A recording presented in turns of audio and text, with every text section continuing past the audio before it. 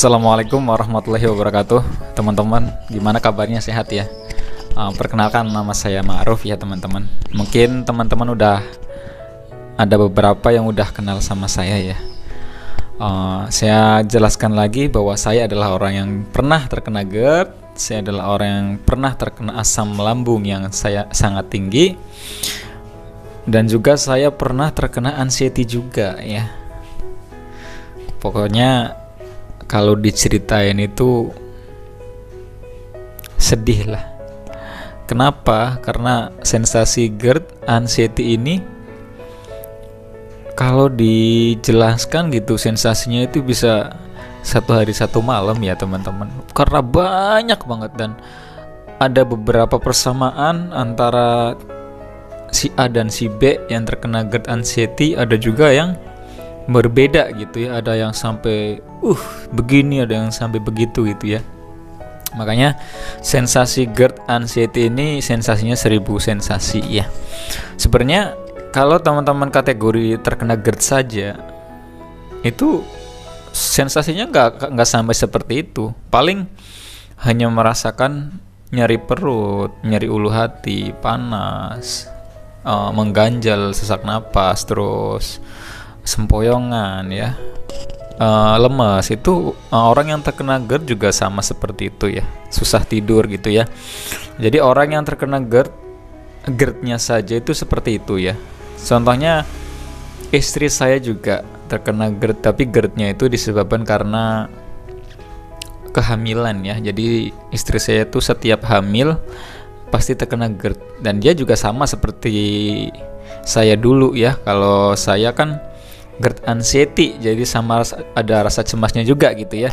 Kalau istri saya enggak teman-teman, dia tuh kadang malam-malam tiba-tiba bangun gitu kan, sesak gitu ya, sesak terus panas tenggorokan ya. Tapi enggak sampai seperti kayak kita gitu, seperti cemas gak berani keluar, enggak. Nah karena istri saya itu terkena asam lambung yang tinggi itu, naik sampai ke kerongkongan. Dia di lambungnya nggak ada iritasi ya, beda sama kita ya. Kalau istri saya itu lambungnya tidak ada iritasi, hanya sebatas di area kerongkongan ya iritasinya. Makanya dia sering panas tenggorokan, itu kadang jam 3 bangun minum gitu ya. Makanya saya selalu sedia madu, lumayan tuh biar meringankan, katanya agak enakan kalau minum madu ya. Dan akhir-akhir ini juga banyak sering banget gitu ya, apalagi kalau salah makan gitu, misalkan makan gorengan terus makan yang pedas-pedas, itu malah tambah parah gitu ya. Misalkan kemarin nggak makan pedas, panas tetap panas, cuman nggak terlalu kayak kalau habis makan pedas gitu, kayaknya nambah panas gitu ya. Nah itu teman-teman. Tapi sekali lagi bahwa kalau istri saya itu penyebabnya karena kehamilan, dia setiap hamil itu seperti itu, asam lambung naik ya. Dan biasanya bukan hanya hamil, orang yang gendut itu juga sama ya, bisa menyebabkan GERD juga ya, asam lambung yang naik gitu ya. Nah khusus kali ini saya akan sharing mengenai GERD dan anxiety ya. Kenapa orang yang lama sembuhnya itu rata-rata bukan karena GERD saja. Orang yang kena GERD itu malah gampang sembuh ya. Beda halnya dengan orang yang terkena GERD anxiety itu kebanyakan lama sembuhnya ya. Loh Mas Ma'ruf kok bisa cepet ya? Nah saya juga dulu terkena GERD anxiety, cuman saya tuh orangnya acuh teman-teman ya, bodoh amat gitu ya. Saya tuh pasrah gitu. Dan kalau teman-teman udah bisa udah bisa terima dengan baik lah apa yang diujikan Allah kepada kita, kita terima dan kita pasrah bahwa semua makhluk yang hidup itu pasti akan mati gitu ya. Walaupun teman-teman sakit sekarang ataupun teman-teman sehat, toh pada nantinya, pada akhirnya juga teman-teman akan menemui ajalnya gitu ya. Jadi ngapain kita harus pusing-pusing mikirin ini penyakit terus gitu, sedangkan ternyata pikiran kita itu menimbulkan sakit lagi. Makanya teman-teman jangan mau disetir oleh pikiran yang buruk. Jangan mau kita stop, bodoh amat gitu ya. Jangan sampai kita disetir terus lah, berhari-harinya tuh disetir sama rasa ketakutan, rasa kecemasan, rasa sensasi yang lagi kita rasakan ya. Jadi teman-teman tuh tipe orang sebenarnya bener nggak sih kena anxiety gitu ya. Jadi ada yang karena sering nonton di YouTube gitu, sebenarnya dia tuh nggak kena anxiety karena dia sering nonton tentang anxiety. Oh kok sama, jangan-jangan saya juga anxiety. Belum tentu ya teman-teman. Jadi anxiety ini kita nggak ada gejala di perut ya, tiba-tiba kita berpikir yang aneh-aneh terus menimbulkan gejala. Nah itu anxiety teman-teman. Beda lain halnya dengan munculnya sensasi dulu baru anxiety. Itu wajar. Artinya apa? Artinya kecemasan yang wajar itu ketika muncul sensasi di perut terus kita takut. Nah itu wajar. Kenapa wajar? Ya kita takut lah, organ dalam kita lagi bermasalah, lambung kita lagi bermasalah, rasa nyeri kan kita takut, rasa sesak kan takut. Nah akhirnya kita cemas gitu. Nah cemas ini menimbulkan asam lambung yang sangat tinggi. Jadi kita harus men-stop pikiran kita. Kalau ya maksudnya wajar lah ya, kita cemas wajar, tapi sebatas oh ya udahlah kita lagi sakit ya kita minum obat atau kita bisa konsumsi makanan-makanan yang baik gitu ya teman-teman ya, buat meredakan sensasi yang di perut. Nah ketika sensasi yang di perut udah hilang, teman-teman jangan dipikirin terus, jangan ditunggu-tunggu, nanti takut datang lagi sensasi gitu ya. Jadi ada beberapa teman-teman juga yang saya perhatikan itu sebenarnya dia nggak terkena anxiety, sebatas maksudnya rasa cemas yang wajar karena perutnya lagi bermasalah gitu ya. Tapi karena badannya lagi bermasalah jadi dia merasa cemas gitu ya. Tapi sebenarnya dia itu bukan tergolong orang yang terkena anxiety teman-teman. Kalau orang yang terkena anxiety terus timbul ke psikosomatis ya, anxiety ini adalah kecemasan yang berlebihan ya. Terus penyakitnya itu namanya psikosomatis, gejala yang ditimbulkan oleh anxiety atau pikiran. Nah ya, jadi dulu tuh tamparan keras buat saya pada saat setelah endoskopi tuh, saya kan ketemu dengan dokter yang bagian endoskopi, beda sama dokter yang merawat saya ya, beda ya. Kalau bagian endoskopi ada lagi ya. Di situ saya berkunjung, saya bahkan dikasih kartu namanya. Nah pada saat saya cerita tentang keluhan saya, tentang kecemasan saya, tentang saya tuh nggak yakin kalau saya tuh penyakitnya ini gitu ya, padahal saya udah di endoskopi teman-teman.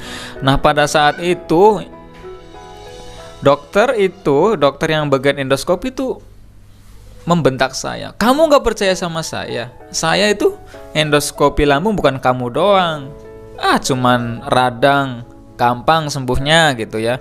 Kamu kalau selamanya nggak percaya hasil endoskopi kamu, ataupun kamu masih cemas terus, nanti kamu akan terkena psikosomatis. Loh, apa lagi nih psikosomatis, kata saya kan? Maksudnya gimana? Nah, dokter ini menjelaskan bahwa otak kita ada yang berhubungan langsung dengan lambung ya. Kamu kalau nggak bisa mengontrol pikiran kamu ya, selamanya kamu nggak bisa sembuh. Kenapa? Karena asam lambung akan meningkat terus. Karena problem yang kita hadapi bukan penyakit. Problem yang kita hadapi adalah asam lambung yang sangat tinggi. Penyebabnya ada di makanan, penyebabnya ada di pikiran. Itu ya teman-teman ya. Nah, asam lambung ini bukan penyakit, yang sakitnya itu ya radang sama iritasi itu ya teman-teman. Jadi harus dibuka lah teman-teman, jalan pikirnya dibuka. Jangan mau disetir sama penyakit. Mau sampai kapan teman-teman? Udah bertahun-tahun, udah berbulan-bulan masih aja ya merasakan takut. Apa sih yang teman-teman takutin? Takut keluar rumah. Sekarang keluar rumah. Insya Allah nggak apa-apa ya. Takut naik motor, sekarang naik motor. Insya Allah nggak apa-apa. Takut naik mobil, sekarang naik mobil. Insya Allah nggak apa-apa ya, karena itu hanya sensasi teman-teman. Saya pada saat kenapa saya bisa cepat keluar dari itu, yaitu satu tamparan keras dari dokter yang bagian endoskopi yang membuka jalan pikiran saya ya. Nah teman-teman udah sering lihat video-video motivasi tentang seperti ini, tapi teman-teman gak menyerap, gak mempraktekkan, ya buat apa?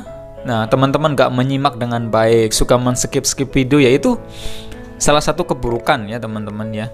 Padahal video-video yang seperti ini banyak kan ya teman-teman, saya yakin teman-teman udah nonton semua lah ya videonya si A B C D ya, pasti udah nonton.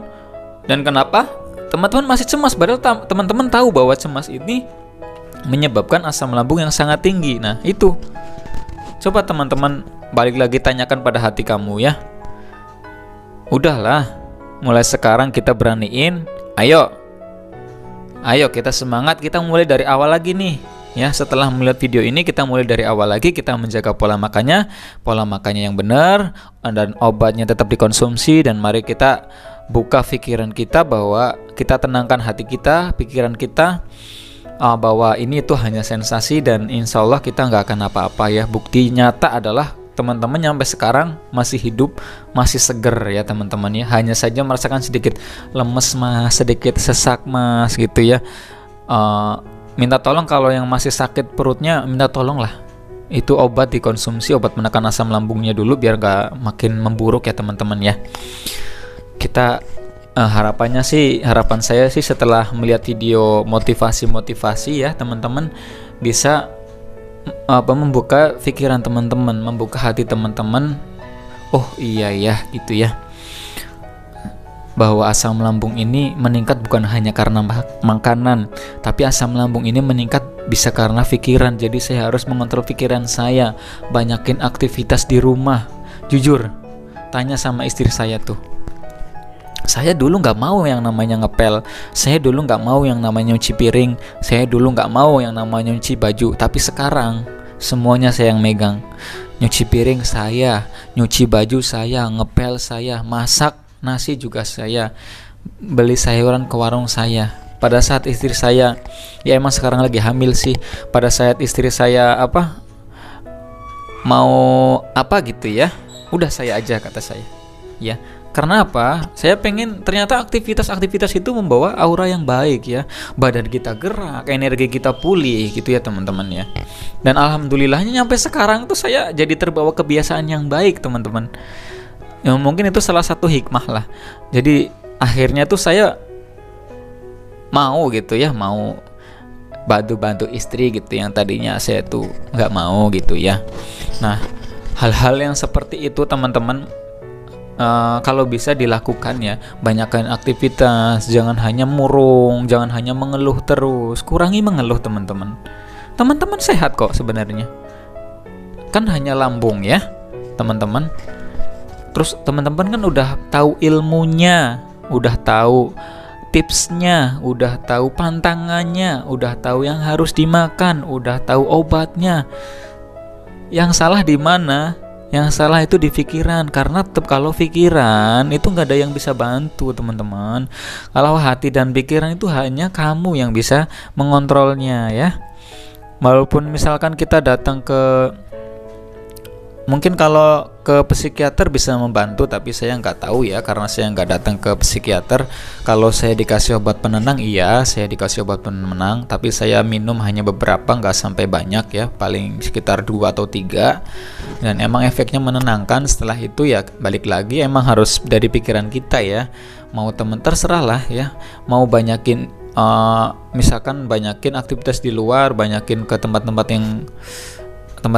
ibadah gitu ya, ceramah-ceramah gitu ya, itu bagus teman-teman ya, untuk membuka jalan pikiran kita teman-teman, bahwa ketakutan yang kita alami jangan sampai mengalahkan ketakutan kita kepada Tuhan ya, jangan sampai mengalahkan ketakutan kita kepada Allah ya. Makanya ibadah juga harus makin meningkat ya, biar iman kita semakin kokoh, hati kita semakin kuat, pikiran kita jernih, jelas, nggak kotor ya teman-teman. Soalnya kalau teman-teman masih berpikiran cemas, masih suka bengong ya, saya nggak menakut-nakuti bahwa ada makhluk Tuhan seperti kita, makhluk halus ya, makhluk Tuhan seperti kita diciptakan, dia emang diciptakan buat apa? Memperkeruh keadaan, memperkeruh suasana gitu ya. Jadi memanfaatkan situasi ini, mumpung teman-teman lagi takut, mumpung teman-teman lagi bengong, mumpung teman-teman lagi galau, dia masuk ke dalam pikiran kita, mengacaukan terus. Ya, makanya teman-teman harus bisa mengontrol ya, harus bisa melawan ya.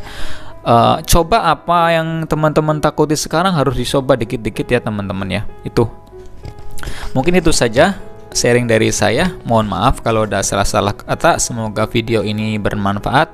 Silahkan like dan komen, share ya kepada teman-teman yang lainnya. Sekali lagi saya mohon maaf kalau ada salah-salah kata. Saya akhiri. Wassalamualaikum warahmatullahi wabarakatuh. Terima kasih.